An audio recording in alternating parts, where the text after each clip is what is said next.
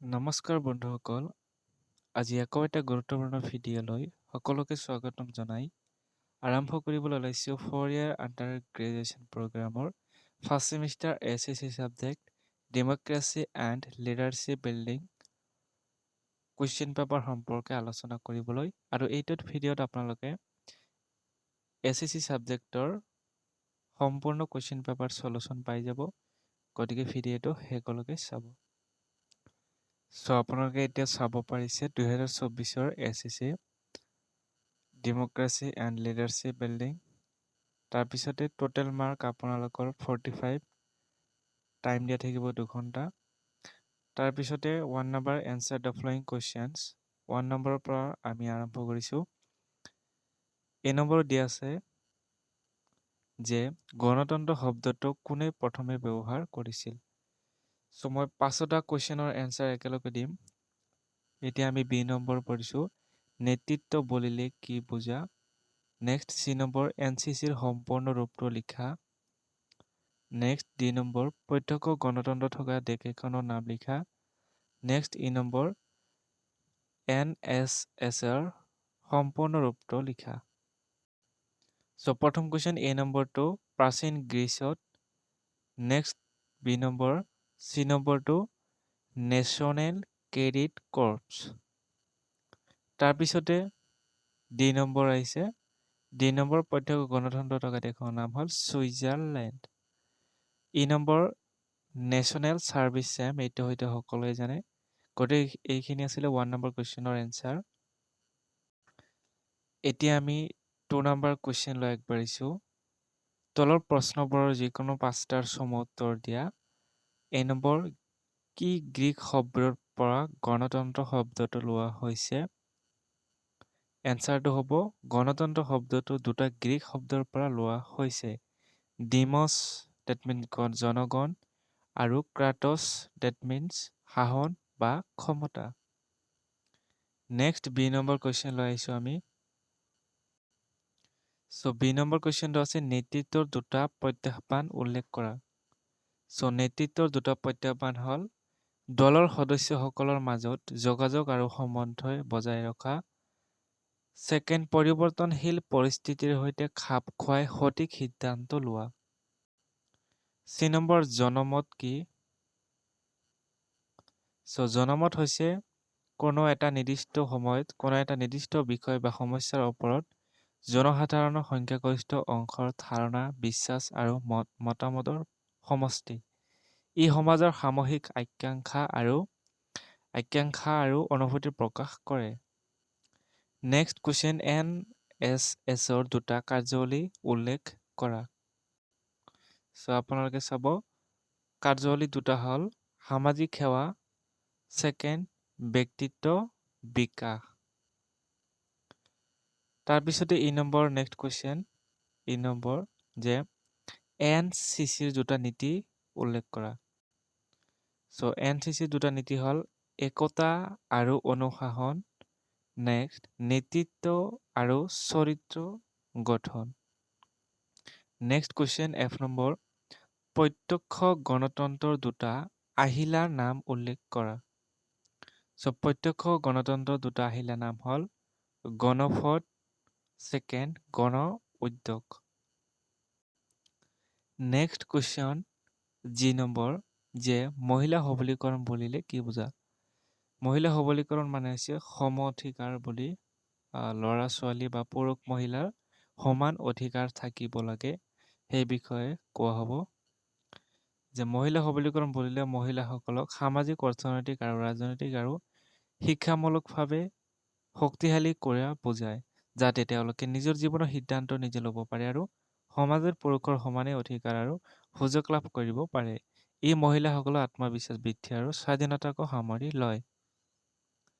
Next question H নম্বৰটো দিয়া আছে, ট্ৰেড তত্ত্বৰ 2জন পৃষ্ঠপোষকৰ নাম উল্লেখ কৰা। ট্ৰেড তত্ত্বৰ 2জন পৃষ্ঠপোষকৰ নাম হ'ল ৰেড ষ্টকডিফিল, তাৰপিছতে আছে এডউইন এ লক। তাৰপিছতে আমি নেক্সট কুৱেশ্যন I নম্বৰ, যে গাঁও পঞ্চায়তৰ 2টা কাৰ্যৰ বিষয়ে উল্লেখ কৰা। চ' গাঁও পঞ্চায়তৰ দুটা কাৰ্য হ'ল গ্ৰাম্য উন্নয়ন, সামাজিক ন্যায়। তাৰপিছতে নেক্সট যে নম্বৰ গণতন্ত্ৰৰ দুটা গুণ উল্লেখ কৰা। চ' গণতন্ত্ৰৰ দুটা গুণ হ'ল জনসাধাৰণৰ অংশগ্ৰহণ, দ্বিতীয়তে আছে অধিকাৰ আৰু স্বাধীনতাৰ সুৰক্ষা। চ' এইবাৰ আমি next question number 3 right short notes অৰ্থাৎ চমুটকা লিখিব লাগে। এই নম্বৰ প্ৰথমটো দি আছে গণতন্ত্ৰৰ প্ৰত্যাহ্বানসমূহ। চ' গণতন্ত্ৰৰ প্ৰত্যাহ্বানসমূহ আপোনালোকে লিখিব এই নম্বৰ। গণতন্ত্ৰৰ কেইবাটা প্ৰত্যাহ্বান আছে যাৰ ভিতৰত উল্লেখযোগ্য বৈষম্য আৰু অসাম্য, দুৰ্নীতি, অপৰাধ আৰু হিংসা, গণতান্ত্ৰিক মূল্যবোধৰ অৱক্ষয়, মিছা তথ্যৰ প্ৰচাৰ আদি। চমুটকা দ্বিতীয় অৰ্থাৎ বি নম্বৰ নেতাৰ গুণসমূহ। চ' এজন ভাল নেতাৰ কেইবাটা গুৰুত্বপূৰ্ণ গুণ থাকে যেনে দূৰদৰ্শিতা, ভৱিষ্যতৰ বাবে স্পষ্ট লক্ষ্য আৰু পৰিকল্পনা থাকিব লাগে, সততা আৰু বিশ্বাসযোগ্যতা। নেতা এজন সৎ আৰু বিশ্বাসযোগ্য হ'ব লাগে যাতে জনসাধাৰণে তেওঁক বিশ্বাস কৰে। যোগাযোগ দক্ষতা, নিজৰ চিন্তা আৰু ধাৰণা স্পষ্টভাৱে প্ৰকাশ কৰিব ক্ষমতা থাকিব লাগে। তৃতীয়তে আছে চতুৰ্থতে সিদ্ধান্ত লোৱাৰ ক্ষমতা, সঠিক সময়ত সঠিক সিদ্ধান্ত লোৱাৰ ক্ষমতা থাকিব লাগে। নেক্সট প্ৰেৰণা জগোৱা ক্ষমতা, আনক উৎসাহিত কৰা, প্ৰেৰিত কৰিব পৰা ক্ষমতা থাকিব লাগে। দায়িত্ববোধ, নিজৰ কৰ্মৰ প্ৰতি দায়বদ্ধ হ'ব লাগে। Next C number importance of leadership, নেতৃত্বৰ গুৰুত্ব। নেতৃত্বৰ গুৰুত্ব, লক্ষ্য নিৰ্ধাৰণ আৰু প্ৰাপ্তি, প্ৰেৰণা আৰু উৎসাহ, সিদ্ধান্ত গ্ৰহণ, সংকটকালীন ব্যৱস্থাপনা, সমন্বয় আৰু সহযোগিতা। নেতৃত্বই দলৰ সদস্যসকলৰ মাজত সমন্বয় আৰু সহযোগিতা বৃদ্ধি কৰে। তাৰপিছতে নেক্সট ডি নম্বৰ ৰাজনীতিত মহিলাৰ অংশগ্ৰহণ।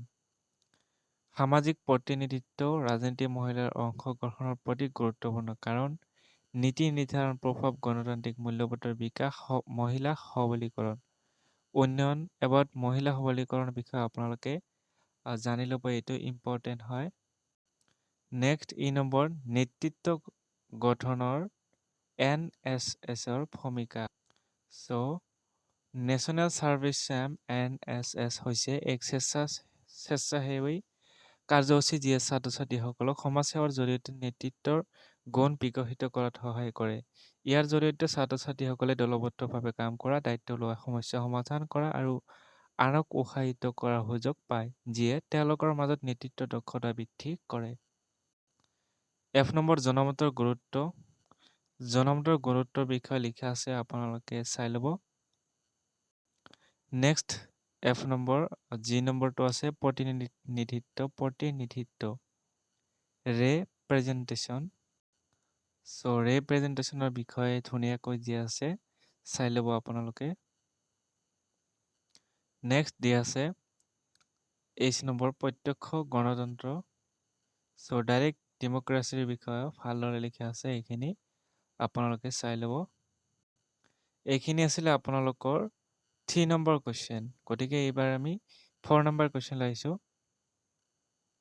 4 নম্বৰ কুৱেশ্যন এই নম্বৰ প্ৰথমটো দিয়া আছে গণতন্ত্ৰৰ সংজ্ঞা দিয়া, গণতন্ত্ৰৰ বৈশিষ্ট্যসমূহ আলোচনা কৰা। চ' গণতন্ত্ৰৰ সংজ্ঞা লগতে বৈশিষ্ট্যসমূহ দিয়া আছে।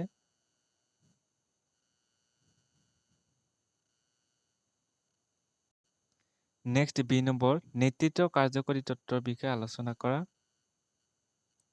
এইটো আপোনালোকে চাই ল'ব। এই তত্ত্বৰ মূল ধাৰণাসমূহ কাৰ্যভিত্তিক ভূমিকা, পৰিস্থিতিগত নমনীয়তা, দলৰ প্ৰয়োজনীয়তা পূৰণ। নেক্সট চি নম্বৰ জনমতৰ সংজ্ঞা দিয়া, জনমতৰ গঠনৰ বিভিন্ন অভিকৰণসমূহৰ বিষয়ে আলোচনা কৰা। চ' ইয়াৰো এনচাৰটো দিছোঁ। গণমাধ্যম, ৰাজনৈতিক দলসমূহ, শিক্ষা ব্যৱস্থা, পৰিয়াল, ধৰ্মীয় সংগঠন, স্বাৰ্থ জড়িত গোটসমূহ আদি। নেক্সট ডি নম্বৰটো শেষৰ কুৱেশ্যন গণতন্ত্ৰ বুলিলে কি বুজা?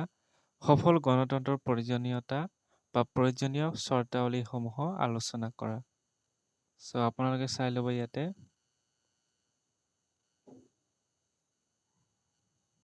চ' এইখিনি আছিলে আপোনালোকৰ কুৱেশ্যন এনচাৰ। ভিডিঅ'টো ভাল লাগিলে শ্বেয়াৰ কৰিব, লাইক কৰিব আৰু চেনেলটো ছাবস্ক্ৰাইব কৰি ল'ব।